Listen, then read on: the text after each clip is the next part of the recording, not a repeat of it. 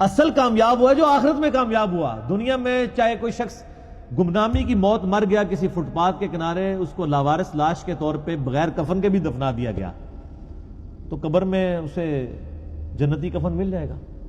And result تو اس کا بہترین ہے. اور دنیا میں کسی ٹھاٹ کی زندگی کسی نے گزاری، مرنے کے بعد چاہے اس کی قبر جو ہے وہ سونے کی بھی بنا دی جائے، اس کے اندر جو اس پہ حالات وارد ہونے ہیں وہ تو کوئی نہیں بدل سکتا.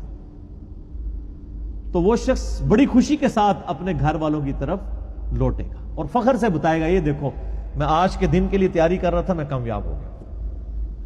اسی کو سپورٹیو ایک 2-3 احادیث ہیں صحیح مسلم کے اندر. صحیح مسلم میں ایک حدیث ہے کہ نبی صلی اللہ علیہ وآلہ وسلم نے فرمایا کہ دنیا کی زندگی مومن کے لیے قید خانہ ہے اور کافر کے لیے جنت ہے.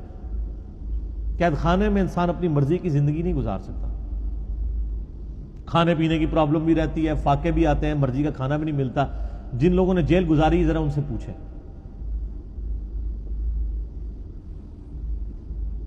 اور کافر اپنی مرضی کی زندگی گزارتا ہے، اس لیے اس نے دنیا کو جنت بنایا.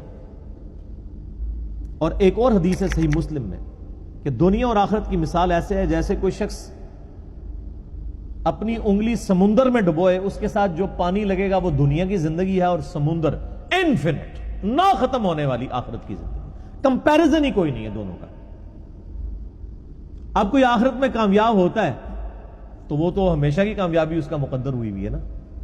میں آپ سے اگر پوچھوں کہ 1 ارب اور 1 روپیہ، کسی کے پاس 1 ارب روپیہ ہو اور کسی کے پاس 1 ارب 1 روپیہ ہو، تو اس میں تو کوئی فرق نہیں ہے، کیونکہ 1 روپیہ ارب سے اوپر ہونا یہ تو نیگلیجبل ہے. تو کتنا بے وقوف ہے وہ شخص، وہ 1 روپیہ بچانے کی خاطر ارب روپیہ اپنا ضائع کرتا ہے. اور کتنا عقل مند ہے وہ شخص جو 1 روپے کی قربانی کر کے 1 ارب روپیہ بچا لے. یعنی دنیا کی زندگی خدا کو دے کے ہمیشہ کی جنت کما لے. جو سورہ توبہ میں آیا کہ ہم نے مومنین کی جانیں اور مال جنت کے بدلے میں خرید لی ہیں. صحابہ کرام علیہم رضوان کو جو فضیلت حاصل ہے پوری امت پہ،